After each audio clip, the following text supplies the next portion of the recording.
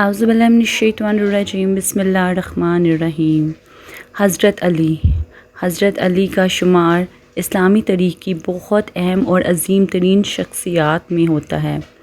نبی کریم صلی اللہ علیہ وآلہ وسلم کے محبوب ترین ساتھی میں سے ہونے کے ساتھ ساتھ آپ پاک پیغمبر صلی اللہ علیہ وآلہ وسلم کے چچا زاد بھائی بھی تھے۔ آپ کو حضور پاک کے داماد ہونے کا عظیم مرتبہ بھی حاصل ہوا کہ جب نبی کریم صلی اللہ علیہ وآلہ وسلم نے اپنی پیاری بیٹی حضرت فاطمہ کا ہاتھ آپ کو شادی میں دیا۔ تاریخ اسلام میں حضرت علی کی اہمیت میں اس وقت مزید اضافہ ہوا کہ جب آپ کو اسلام کے چوتھے خلیفہ ہونے کا شرف ملا۔ آپ کی ابتدائی زندگی کے بارے میں مختصر اس طرح سے کچھ ہے کہ حضرت علی حضرت ابو طالب کے بیٹے تھے، جنہوں نے پاک پیغمبر صلی اللہ علیہ وآلہ وسلم کی زندگی میں بہت اہم کردار ادا کیا۔ اپنی والدہ محترمہ اور دادا جان کی وفات کے بعد حضور صلی اللہ علیہ وسلم کی پرورش آپ کے چچا جان حضرت ابو طالب نے کی۔ بعد میں آپ صلی اللہ علیہ وسلم نے اپنے چچا زاد بھائی حضرت علی رضی اللہ عنہ، جو کہ آپ سے 30 سال چھوٹے تھے، ان کی پرورش کی ذمہ داری لی۔ اسی طرح حضرت علی نے پاک پیغمبر کے زیر سایہ اپنا بچپن گزارا۔ حضرت علی صرف 10 سال کے تھے کہ جب آپ صلی اللہ علیہ وسلم نے اسلام کی تبلیغ کا آغاز کیا۔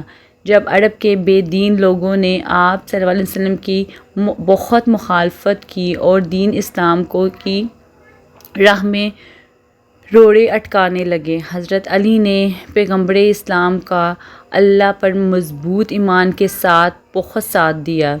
انہوں نے بہت بہادری، ہمت اور شجاعت کا مظاہرہ کیا اور اپنے ارادوں کو مضبوط کیا اور کبھی نہ ڈگمگائے۔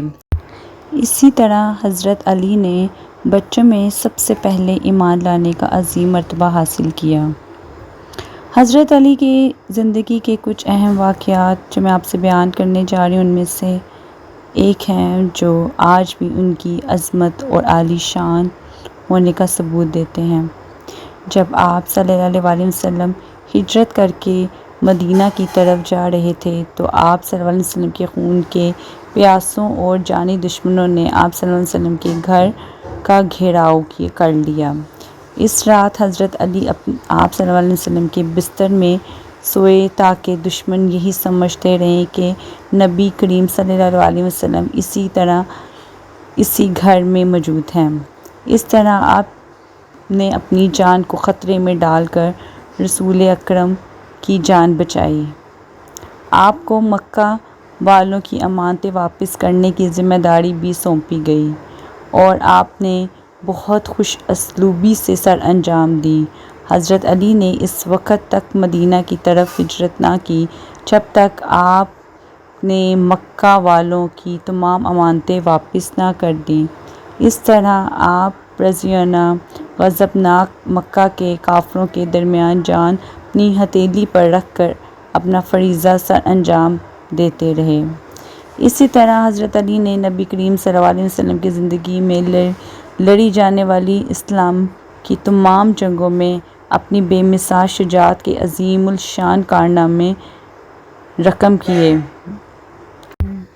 اللہ کی راہ میں لڑتے ہوئے آپ نے کبھی پیٹھ نہ پھیری۔ یہ حضرت علی کی شجاعت کا ہی اعتراف تھا کہ انہیں اسد اللہ کے لقب سے نوازا گیا، جس کا مطلب ہے اللہ کا شیر۔ حضرت عثمان کے دور خلافت میں جب بغاوت نے زور پکڑا تو دشمنوں نے حضرت عثمان کے گھر کا گھیراؤ کر لیا اور ان کے گھر میں کھانے پینے کی اشیاء کی ترسیل روک دی۔ ایسے میں حضرت علی نے زندہ دلی کا مظاہرہ کرتے ہوئے اپنے بیٹوں کے ذریعے حضرت عثمان کے مقصور خاندان کے لیے کھانے پینے کی اشیاء بھیجیں۔ اس طرح غضبناک باغیوں کی خواہش کے خلاف حضرت علی نے عظیم فرزندان اسلام کی جان کو خطرے میں ڈالا اور حضرت عثمان کے گھر کھانے پینے کی اشیاء پہنچائیں۔ اس میں کوئی شک نہیں کہ اسلام میں حضرت علی کا عظیم مرتبہ ہے۔ آپ نے راہ حق میں ایسی عظیم قربانیاں دیں کہ جن کی تاریخ میں مثال نہیں ملتی۔ اسی طرح آپ اسلام میں انتہائی اعلیٰ مقام کے مستحق ٹھہرے۔ پیغمبر اسلام سے بہت قریبی تعلقات کی وجہ سے آپ کی شان میں اور بھی اضافہ ہو گیا۔ آپ کو پیغمبر اسلام صلی اللہ علیہ وآلہ وسلم کی وراثت اور نسل کو اپنے 2 بیٹوں اور 1 بیٹی حضرت امام حسن، حضرت امام حسین اور حضرت زینب کے ذریعے جاری رکھنے کا اعزاز بھی حاصل ہوا۔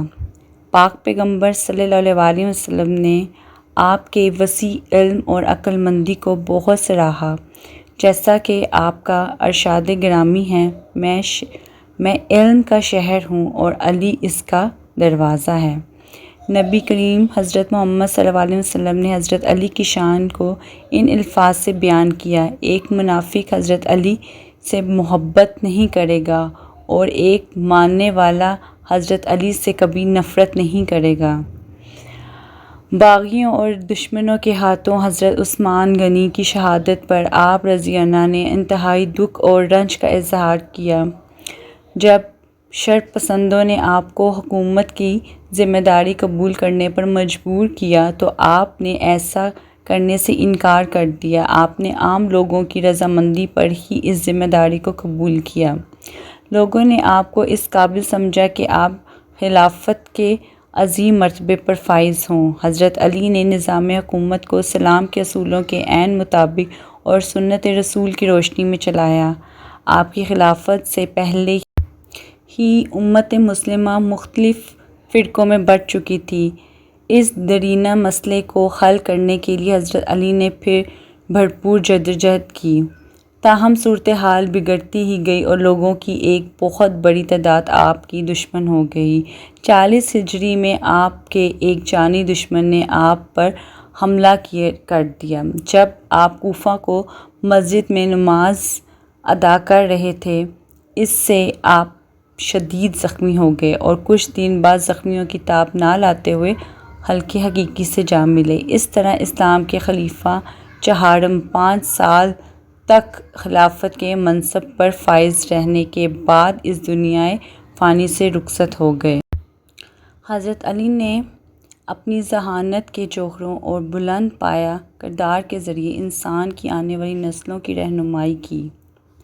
آپ نے پاک پیغمبر کے جانثاری میں کوئی کسر اٹھا نہ رکھی اور اپنی زندگی میں ہی جنت کی بشارت حاصل کر کے 10 مبشرہ میں شامل ہو گئے۔ تمام عالم اسلام میں حضرت علی کو بہت ادب و احترام سے یاد کیا جاتا ہے اور لوگ ان کی مثالی شخصیت سے سبق لے کر ایک کامیاب انسان بننے کی کوشش کرتے ہیں۔ شکریہ۔